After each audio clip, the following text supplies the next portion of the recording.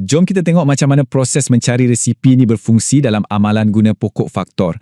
Kita mula dengan nombor kita ke atas, 42. Kita fikirkan dua nombor yang bila didarabkan dapat 42. Mungkin 6 darab 7. Jadi kita lukis dua dahan ke bawah, satu ke 6 dan satu ke 7. Sekarang kita periksa setiap dahan. Adakah 7 perdana? Ya. Jadi kita bulatkan. Dahan tu berhenti kat situ. Adakah 6 perdana? Tidak. Ia boleh dipecahkan lagi. 6 ialah 2 darab 3. Jadi kita lukis dua lagi dahan dari 6, satu ke 2 dan satu ke 3. Sekarang kita periksa dahan-dahan baru ni.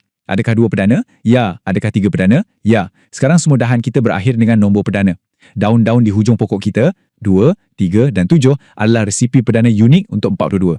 Dan yang menariknya, walaupun anda mula dengan cara yang berbeza, katakan 2 darab 21, anda tetap akan berakhir dengan daun yang sama, 2, 3 dan 7. Keunikan inilah, seperti yang kita akan nampak nanti, adalah kunci kepada segala-galanya. Okey, kita dah letak semua kepingan teka-teki, kita dah travel ke zaman Yunani Purba, kita faham apa itu nombor perdana dan kita tahu setiap nombor ada cap jari perdana yang unik.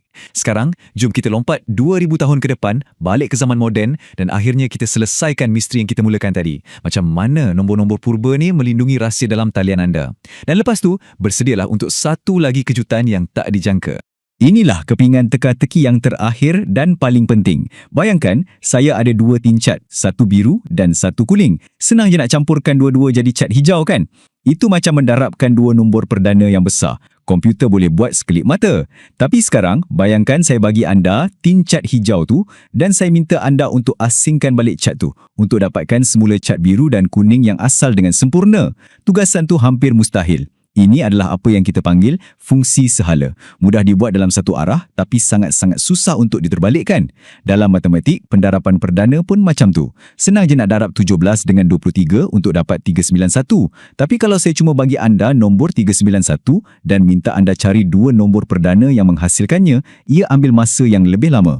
Sekarang, bayangkan nombor perdana kita bukan 17 dan 23, tapi 2 nombor yang masing-masing ada 600 digit. Mendarabkannya mudah, tapi nak cari semula 2 nombor asal daripada hasil darabnya, itu satu tugasan yang mustahil, walaupun untuk superkomputer terpantas di dunia.